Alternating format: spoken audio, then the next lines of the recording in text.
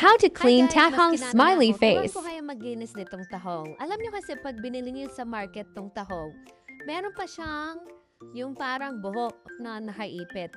So, hindi naman siya buhang-buha. Minsan yung mga tahong, hindi siya buhang-buha.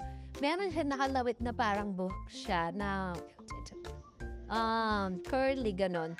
Tapos yun, hihilain mo lang. No need na buksan yung tahong. Hilain mo lang. Tapos, kung hindi mo mahila, kasi maigpit yun guys nakakonect dun sa laman, ang gawin nyo, guntingin nyo na lang. Tapos guys, sa labas ng tahong, meron siya yung white-white. Ayan no, papakita ko sa inyo, di ba medyo mahigpit? Lalo na pag minsan, hihilain mo, parang mapuputol siya.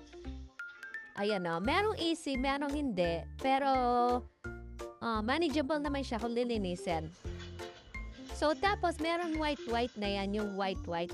Pag may white-white siya sa labas, yung parang excess na dikit-dikit na glue, gamit ka lang ng kutsilyo para tanggalin mo lang yung nakaumbok. Pero, hindi naman siya ganun kahirap. So, ayan o, tinatanggal ko yung excess. Dali lang siya, guys. Tapos, pag lilinisin nyo to, isa-isayin nyo talaga. Tapos, ibaban nyo para mas madali. So, yun lang. Salamat.